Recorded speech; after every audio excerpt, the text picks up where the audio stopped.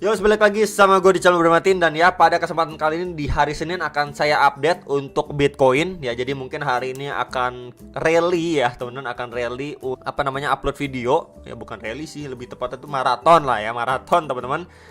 Untuk setelah ada update Bitcoin, kemudian disusul XRP campur Ethereum satu video, kemudian the nextnya lagi terakhir itu akan saya bahas Doge gitu ya. Jadi balik lagi ke teman-teman, saya sedikit remind aja, apapun yang saya share itu merupakan outlook dan pandangan ya. Jadi dicocokkan lagi dengan trade plan kalian. Jadi misalkan kayak saya bilang nih, masih ada possible untuk naik ke kisaran sini terdekatnya dan lain sebagainya, itu kalian bisa melakukan misalkan di resisten, ya udah kalian cicil jual aja gitu, nggak ada masalah. Ataupun kalian di beberapa area support yang kuat seperti kemarin kan sempat drop di 18.000 dan lain sebagainya, itu kalian mau melakukan akumulasi, cicil beli atau prepare untuk long, itu bisa teman-teman. Dan kalau misalkan kemarin let's say posisi di 20.000 gitu ya, di 20.000 itu kan dari kemarin kan kita lihat market itu drop, kemudian akhirnya dia naik gitu ya.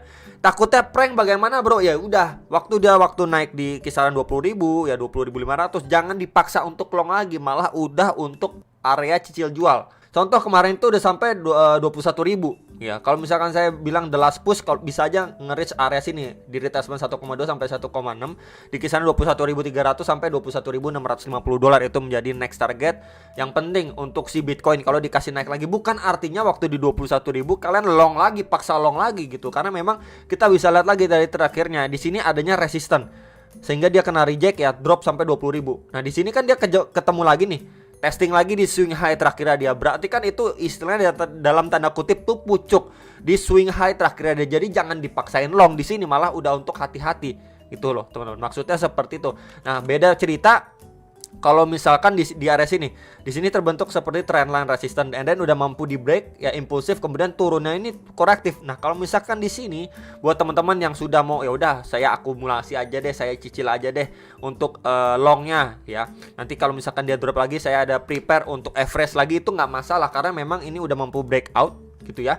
Kemudian retest dan ini areanya pun disupport nih ya, di range di average range bawah. Ya, kita bisa lihat dari pergerakan sebelumnya. Ini kan sideway. Ya, ini sideway, sorry, mana sih? Nah, di sini. Ini kan sideway nih, teman-teman. Kita lihat dulu. Ini range atas. Oke, ini range atas resisten. Ini area-area range bawah support. Nah, ya kalau misalkan dia sedikit di bawah dari average tengah-tengah dari area range dia sideway, yaitu bisa prepare untuk kalian misalkan cicil long dan lain sebagainya, itu nggak masalah. Tapi kalau misalkan kayak kemarin, ini udah berada di atas average rata-rata ya, resisten waktu dia sideway-nya, ya jangan dipaksain long lagi gitu loh teman-teman ya. Jadi itu sedikit aja masukan dari saya buat teman-teman sekalian ya. Dan ini ada saya mau remind sedikit juga ya untuk gambaran Bitcoin. Ini sebelumnya sempat saya sharingkan juga ya, sekitaran 2 bulan yang lalu ya, untuk outlook Bitcoin yang ini. Jadi nanti akan coba saya sampaikan untuk outlook yang ini ya teman-teman, akan saya bahas juga di video kali ini. Oke. Jadi ini diawali untuk di XY terlebih dahulu. Jadi kemarin itu ekspektasinya dia ketika mantul ya drop ya, membentuk seperti potentially double bottom, baru mantul lagi. Cuman sayangnya dia dari area sini sideways sejenak ya, kemarin itu udah 1 2 3 bearish candle, kemudian dia mampu break ya di sini dengan cukup impulsif ya. Candlenya itu hijau dengan cukup impulsif dan mampu break juga dari level 50 RSI-nya secara time frame 4 jam. Kita bisa perhatikan di box merah ini dulu aja sama pembahasannya, teman-teman. Sebelumnya ini menjadi area support ya, di sini support juga, di sini menjadi resisten dan di sini resisten juga gitu. Cuman akhirnya dia mampu di break ya. EMA34 garis warna biru ini juga mampu di break sama di XY. Jadi memang saya dari kemarin itu udah merimain ya, karena memang kita itu kemarin itu udah naik.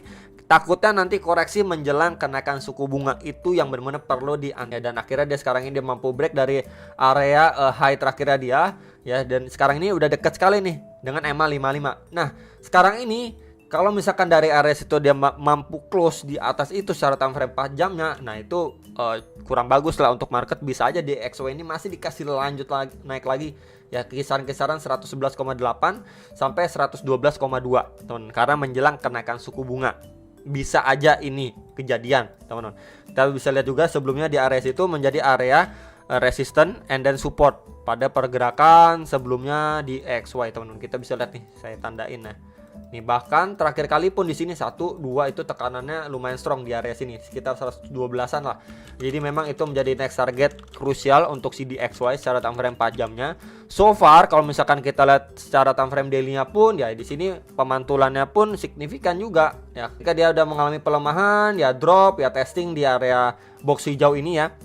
Sebelumnya jadi area resistance and then support, plus juga ini udah dekat juga dengan trendline merah nih secara time frame daily. Jadi yang perlu diantisipasi adalah dia the next target untuk mantul dulu, teman-teman. Baru nanti kalau misalkan the Fed ya udah sesuai yang udah dibicarakan kemarin-kemarin itu kan naiknya 0,75, terus dia mau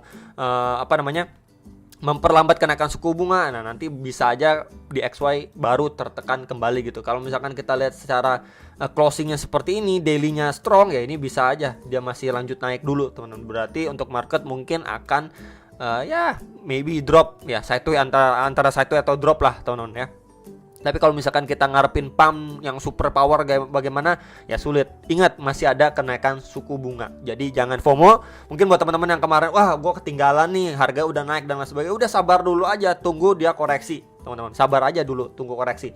Itu aja yang bisa saya sampaikan ke teman-teman. Next ini untuk DXY. Jadi kemarin udah drop sampai area box biru ini. Kita prepare untuk box drop sedikit lagi baru mantul gitu kan. Cuman sayangnya dia sampai 6,92 aja, nggak sampai 6,8%-an gitu ya. Dia udah mantul posisi sekarang. Yang perlu diperhatikan ya, secara RSI time frame 4 jamnya pun dia baru akan ya testing di level 50 nih, baru akan menghampiri.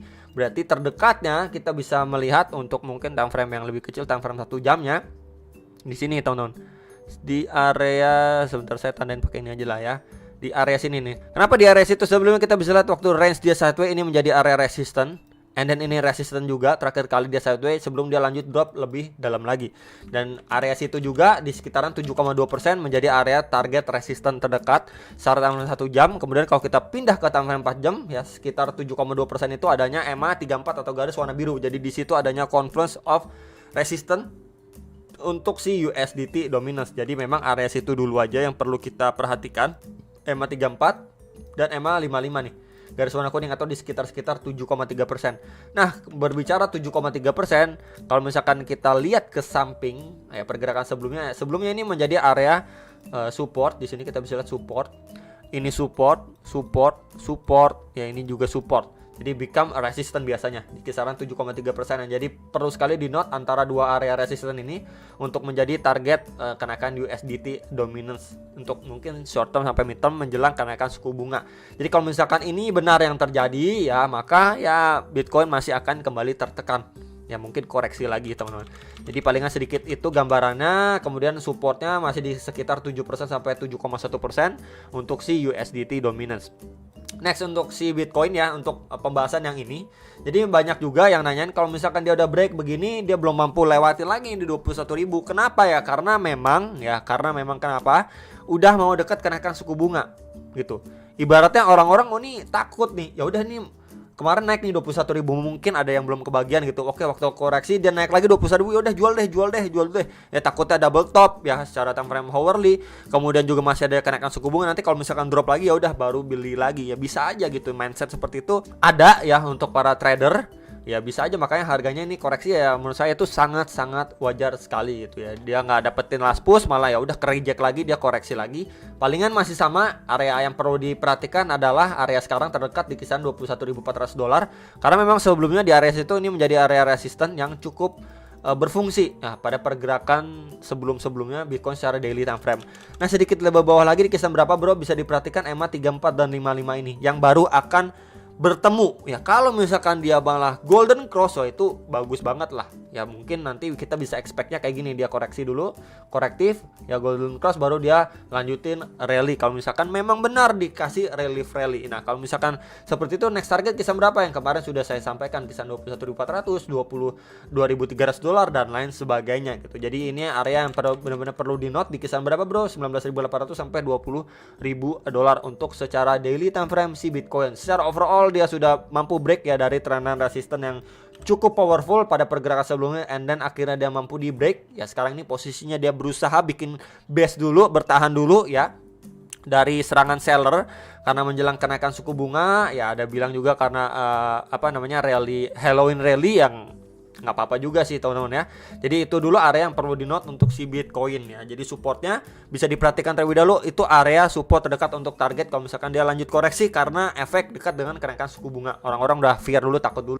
Ini untuk salah satu outlook yang sempat saya sharingkan juga. Ini terbentuk seperti a falling wedge and then dia mampu break. Ya ini adalah salah satu bullish pattern. Nah kemudian ada juga yang nanya, oke, kalau misalkan itu yang benar terjadi, ini bisa aja terjadi kayak gini juga bro, bisa nggak? Ya seperti ini. Kalau misalkan kita tarik bagian bawahnya kurang lebih seperti ini ya, jadi kelihatannya itu kayak bear flag. Jadi area trendline ini saya hapus, supportnya ini juga saya hapus. Bisa nggak kayak gini bro, dia kepentok di kisaran sini, bear flag untuk dia bisa lanjut turun lagi, terbreakdown lagi. Ya bisa-bisa aja kalau misalkan kita berbicara secara pattern. Cuman yang perlu di note adalah ya berita dari The Fed kemarin itu beberapa saat yang lalu yang sudah saya sampaikan. Kalau misalkan benar mereka udah umumin naikin 0,75% dulu ya udah nanti sesuai ekspektasi nih. Orang-orang udah nggak kaget lagi, ya udah dia udah pada tahu kan naikin 0,75 dan dinaikin 0,75. Bahkan nanti adanya narasi positif ya dari The Fed untuk memperlambat kenaikan suku bunga, ya mungkin skenario yang ini lebih sulit terjadi. Bukan nggak mungkin, tapi lebih sulit terjadi ya.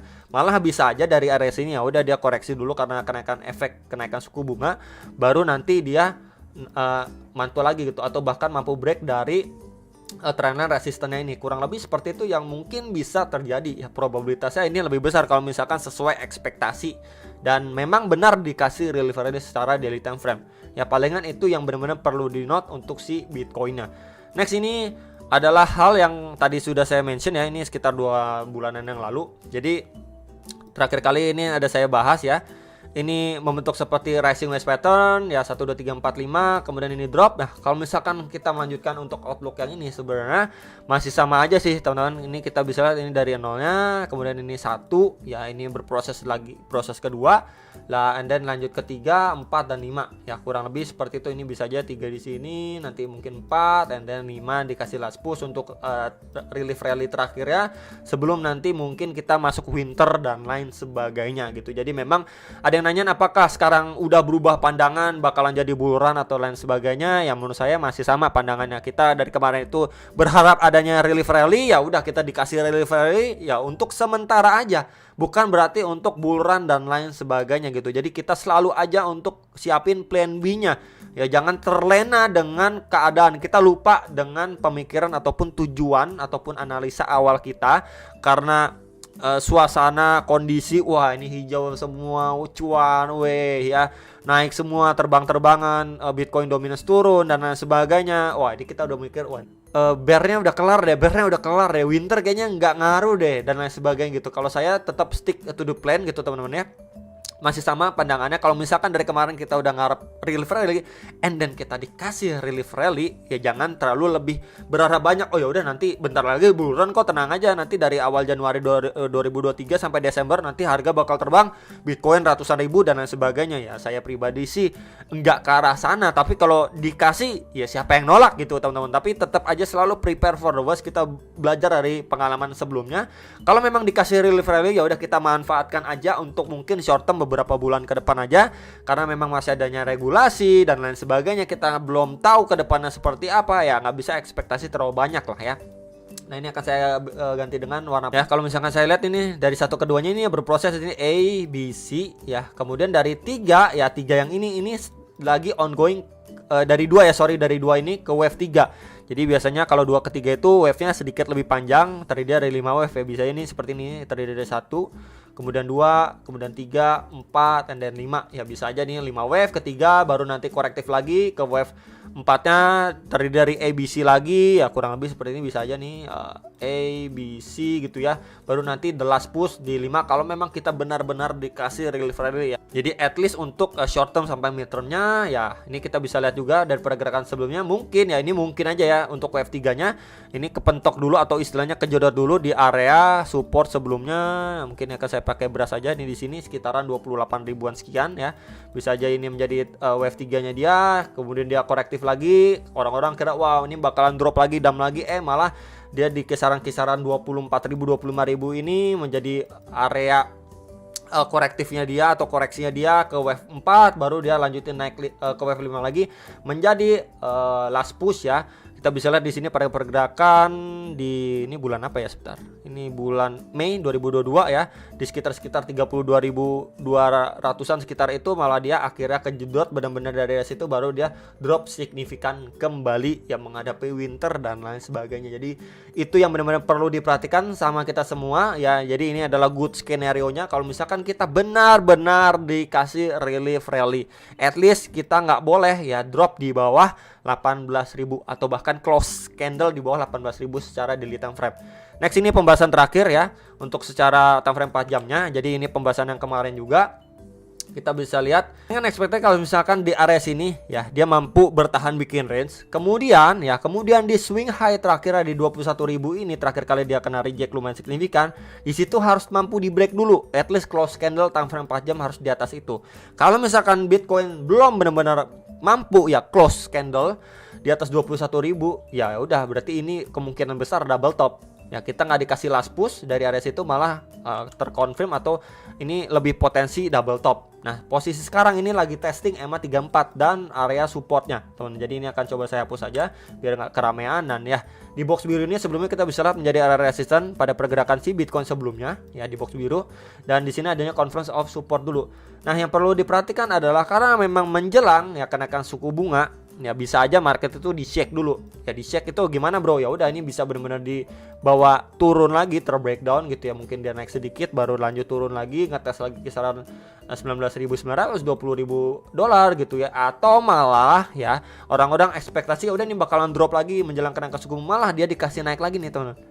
Malah dia dikasih naik lagi, nyentuh lagi, testing lagi di 21.000 baru nanti dibanting. Ya, jadi bisa aja market di shake seperti ini. Ya, jadi bisa aja market di shake seperti ini yang benar-benar perlu kita antisipasi gitu ya. Bisa aja ya udah dia lanjut drop, ya udah congrats gitu ya buat teman-teman yang sudah sharok bear dan lain sebagainya. Tapi kalau misalkan yang belum beli, belum akumulasi, ya sabar aja, nanti kalau ketika memang ini benar terjadi masuk fase koreksinya, ya mungkin bisa dimanfaatkan ketika memang dia hit di beberapa area support. Kalau misalkan turunnya pun secara korektif gak impulsif. Jadi itu aja yang bisa saya sampaikan, semoga bisa bermanfaat dan sampai jumpa untuk next video. Sam Profit.